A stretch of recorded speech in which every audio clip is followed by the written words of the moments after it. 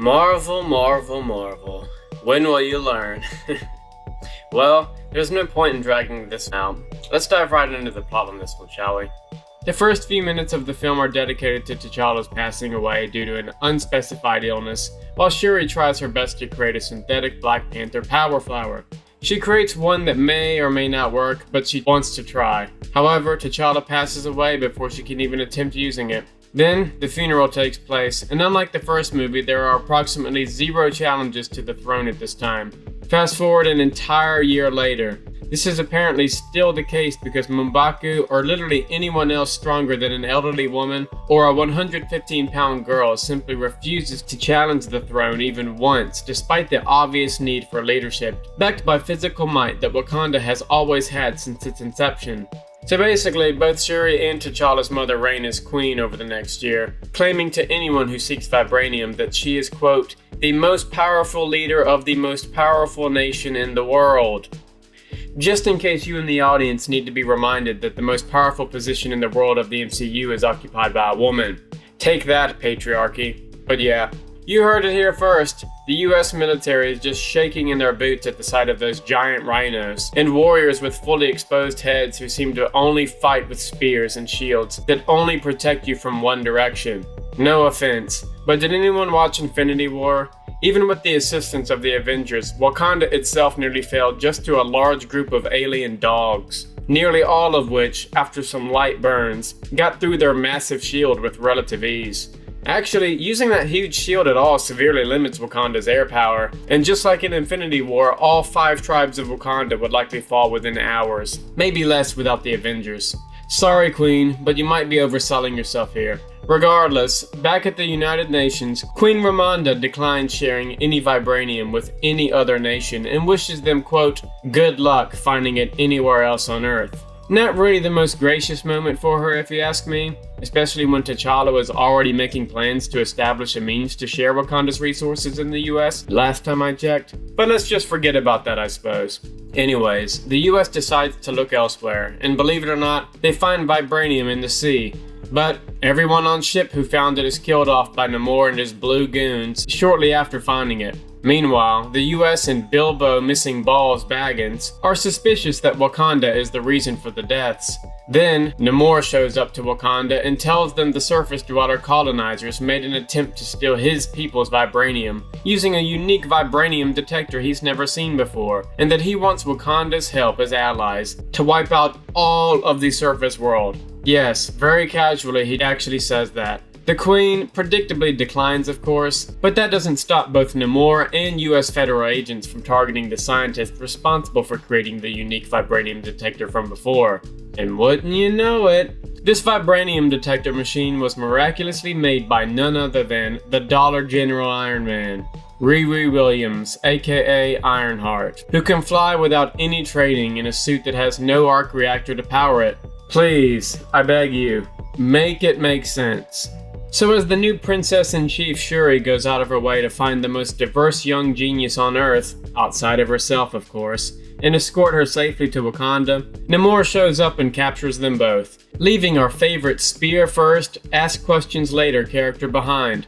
Namor then goes out of his way to show Shuri what not Atlantis looks like, so she can witness the people and way of life he's trying to protect from their mutual, pale-complected colonizer enemies. I kid you not, the only pale-complected characters that are in this movie are either literal colonists, people in the government who are framed to look like modern colonists, or lastly, the token, pale-complected guy who Shuri named Colonist as his derogatory nickname. Because as far as this movie is concerned, there's only 2 types of pale-complected people. Greedy, modern colonists who work for the American government like Bilbo who are even nicknamed Favorite Colonizer by Shuri, or the actual gun-toting, smallpox-spreading colonizers from Namor's childhood flashback. And that's it. Those are your only options. And at one point in the movie when Bilbo gets arrested for some reason, it's revealed his arrest is simply the writer's way of working yet another colonizer joke from Shuri into the film. And at the sight of seeing Bilbo in handcuffs, she can't help herself and has to say the line, "What? A colonizer in chains? Now I've seen everything." Don't you guys get it? He's pale complected and in chains. Shame it's not his ancestors, right? Oh, Shuri, looks like you haven't changed too much from the first movie now, have you? Either way, this film ensures you and the audience sees the theme of exclusively pale-complected colonization from Namor's origin story hundreds of years ago, continuing all the way up to the modern colonist of today seeking vibranium. It's subtle but present throughout the whole film. The argument that the only two nations fully devoid of pale-complected people's influence both happen to be hidden, fully thriving, futuristic oasis while being hundreds if not thousands of years more advanced thanks to both vibranium and not being infected by the cancer that is pale-complected people being there to hold them back. Just look at Bilbo's utterly spineless self. According to this film, if your skin looks like his, odds are your bloodline either had something to do with intentionally spreading smallpox to Namor's people, making him a villain, or your ancestors are potentially to blame for enslaving all the people not fortunate enough to live within the walls of Wakanda. Namor even uses this argument to try and persuade Wakanda to join him, claiming they both know the awful things colonists can do and should be allies so they can eradicate the modern colonists once and for all. Even though what he truly means is eradicating every person without access to vibranium. Keep in mind, following in the footsteps of Killmonger, Namor and Shuri actually humor and keep up this conversation, as though any of this is even remotely possible, as though no heroes exist outside their little hidden nations, despite the MCU itself having already established its own multiverse of heroes at this point. But sure, let's just ignore all of that and continue as though this is a dead-ass serious conversation we're having, so the movie can have actual stakes, okay? For the story. Let's just let it go, okay? Anyways, subtle, pale-complected guilt trip theme aside, during this conversation with Shuri, Namor casually gives his mother's jewelry to Shuri, explaining the thread that holds it all together was made from the ancient underwater plant that gave his mother, himself, and all of his people their power. A plant that almost looks completely identical to Black Panther Power's glowy herb thing. But this time, it's underwater, so it's completely different, okay? I mean, except for breathing underwater, it does the same thing. But they're just different, okay? Trust me, it's all very vague. You wouldn't understand. Especially when we don't want you to understand. So Namor goes back to talk with the Queen about her stance on joining his cause. Meanwhile, Shuri and the Iron Power Ranger are being held captive. But during the time Namor is speaking with the Queen, Black Panther's ex shows up and saves the day, successfully rescuing both of them and bringing them back to Wakanda with a few blue people as casualties. Namor sees his people slain and takes this as an act of war, his goal now being to get Wakanda to join him by force after displaying the might of him and his people by attacking Wakanda directly. After a brief battle, Namor and his people swiftly defeat Wakanda and kill the Queen. Okay, just to reiterate, yes, Wakanda lost just to Namor and his whale people. Like, what were they thinking ever challenging the rest of the world? Ever. The US, anybody else. Just anybody. They got beat by some whales. Man, I don't know what to say, you know? And for whatever reason, he spares the remainder of them and Shuri because he wants them to join him willingly. Yeah, it's weird how you can force people to do stuff willingly, right? Even though he still just killed their queen and threatened that if they don't comply, he'll return in 1 week with his full army that apparently has a warrior for, quote, every blade of grass in Wakanda. But, as we know, this is not the first Black Panther. So naturally, despite Shuri now being queen with only 1 week to prepare her people for a battle that can wipe them out completely, instead, Shuri has the copy and pasted version of the dramatic, white-hooded, slow-mo funeral from earlier in this movie. The rest of the time, she uses her first attempt at a synthetic, glowy power herb, Namor's plant string from his mom's jewelry, and her own brother's DNA to somehow force her, not Jarvis AI, create the first ever fully synthetic power herb. Cause all those sugar, spice, and everything nice ingredients allow her to 3D print a plant out of thin air. So, after making herself a glass of lean, purple drink, she gets the powers of the Black Panther and goes to the ancestral plane and everything. Only to see the one other competent male of the movie outside of Namor, Michael B. Jordan, Killmonger. Essentially, this not only confirms his death, but their conversation boils down to him telling her to be ruthless like me rather than diplomatic and slow like T'Challa, to take what she wants as queen and such, burn the whole world like me. Blah, blah, blah. Again, she humors this conversation like it's something that's actually on the table. And honestly, it's just laughable. She has no people backing her, especially considering she's had all of her people wiped out by whale people earlier in this film.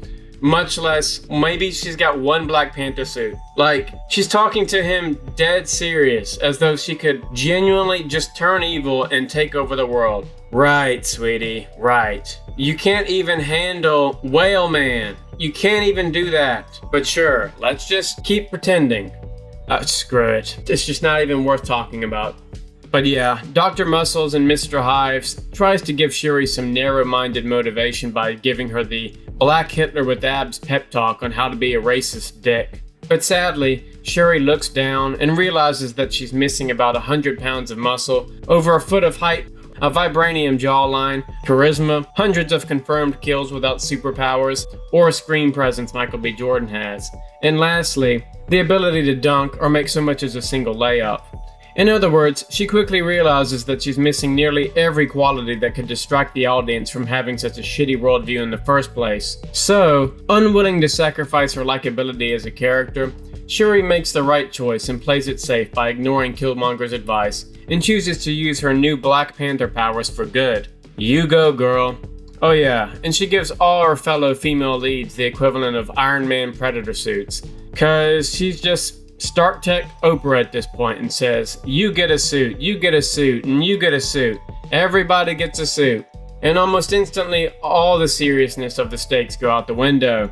But wait, Namor's army is supposed to be huge, right? Isn't this gonna be epic? Nah. That whole army? Don't worry about that, you'll never get to see it. Because you see, before the 1 week is up, Shuri decides to turn the vibranium detector on again, and in an attempt to draw Namor and his men away from his army, it works flawlessly, because it needs to. And we all get to see how Shuri's genius idea of fighting the blue fish people out in the middle of the ocean plays out. Smart thinking, Shuri. I see now why you're the one people go to with the big questions.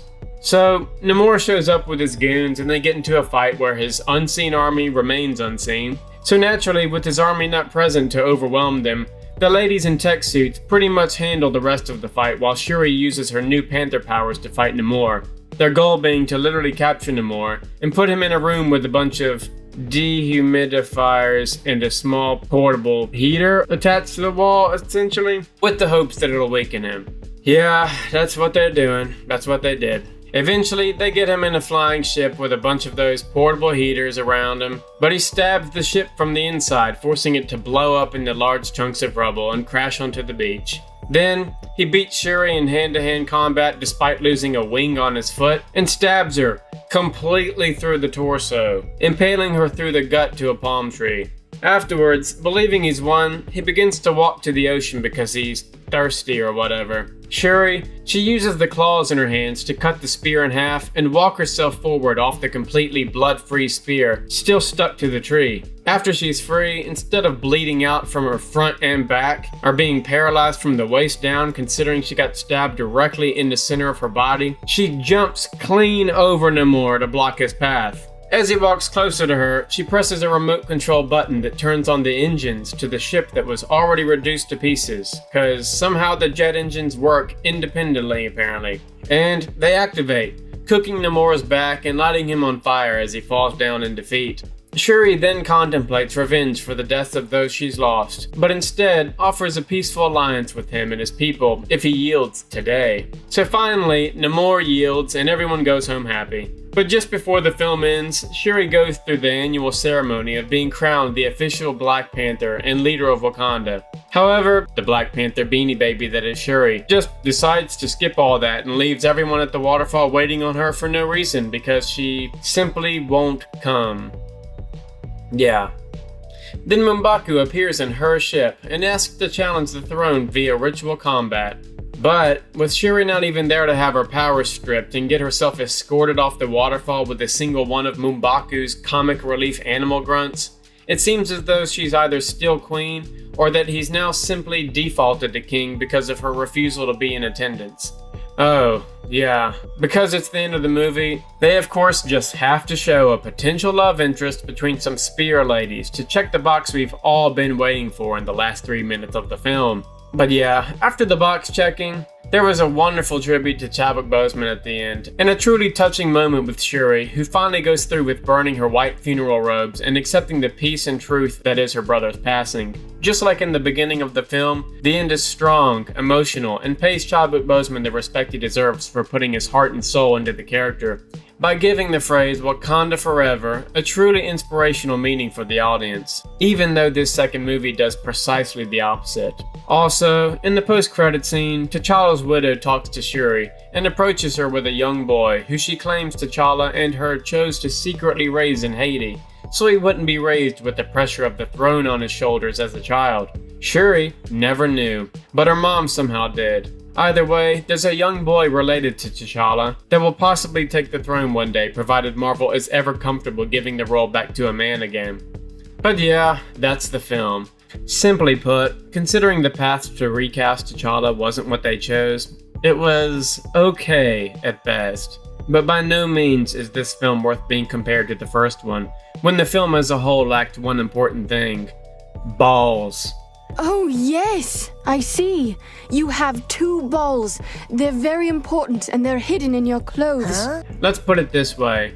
In a Black Panther movie with such a heavy emphasis on strong, stunning, and brave female characters, the longer the film drags on, Chadwick's absence isn't what sticks out most anymore. What increasingly sticks out is the huge masculine void left behind by the male characters who brought so much to the first film. Characters like T'Challa, Killmonger, Claw, W'Kabi, Zuri, N'Jobu, or T'Chaka, with all of them gone and no meaningful male substitutes receiving any emphasis outside of Namor, the film loses its anticipated gender balance that should be typical for a nation of warriors, leaving Namor with just 2 male background noise characters like Bilbo and M'Baku. Makes the film feel like Thanos simply snapped away all the men of Wakanda, and basically forces us to watch the girl power scene from Endgame, looped for nearly 3 hours straight. But yeah, what else can I say? If you're a fan of the WNBA, you might love this film more than life itself, because it does exactly what the WNBA does. In order for any of them to score, men simply aren't allowed to play. It's almost as though even if the audience isn't asking for it, in Disney Marvel's eyes, these WNBA hero movies are what's preferred, which I'd say explains the massive female roster of heroes we have going into Phase 5. Which is fine, I guess. By all means, make woke movies exclusively for that league if that's what some people like. If it works for the WNBA, it can work here. Just think about it. You will literally have 100% positive audience reviews for the WNBA Disney Marvel films on Rotten Tomatoes. Because if you put it in that genre, the only audience watching it will already be fans of those films and fully know what to not expect on the scoreboard at the end of the game. Yeah, that sounds nice and all, but will this WNBA hero movie genre make any money? Let's not ask that question. Instead, just do this, Disney Marvel. Just make old NBA-style Marvel films like the original Iron Man movie, Captain America, or even 2008 Hulk, you know? Why not? Let the testosterone flow for these heroes and give them their own NBA-themed genre. Then, after those films give the old MCU fans exactly what they want, you just take the profit from those films and use it to fund the WNBA woke genre movies you keep trying to force on everybody. That way, at the end of the day, both woke and old MCU fan bases are completely satisfied. Positive audience scores all over the place. Woke people get woke movies, and the MCU finds its Iron Man roots again by finally getting its balls back. It's a win-win. Now look, I realize the NBA covers the WNBA losses each year and that the Women's League has yet to turn a profit since its inception in 1997, so my idea isn't exactly treading new ground here. But what it does do in the real world is it allows the WNBA to exist at the same time as the NBA, without any room for confusion about what to expect when fans pay to see a game. So, I'll put it like this. If Wakanda Forever was a basketball game, it would take place in an NBA stadium, have exclusively WNBA players, and the goal height would be lowered just to allow for dunking so the game is even watchable. And the worst part is, it would do all of this while still calling itself the NBA and demanding the same level of respect it once had when Jordan was playing. Otherwise, clearly it's all the disappointed toxic NBA fans that are the problem. Shame on them for noticing all the changes and calling you out on it, right, Disney Marvel? Anyways, I hope you guys like this review, but if somehow you find yourself offended by the WNBA analogy, instead of going out of your way to call me a misogynist, feel free to comment down below and set me straight by letting me know who your top 3 favorite WNBA teams are. I'm all ears. Or we can compromise, and regardless as to whether you are offended or not, feel free to let me know what movie you'd like me to review next, whether it's good or whether it's bad. Remember, I'll fucking judge.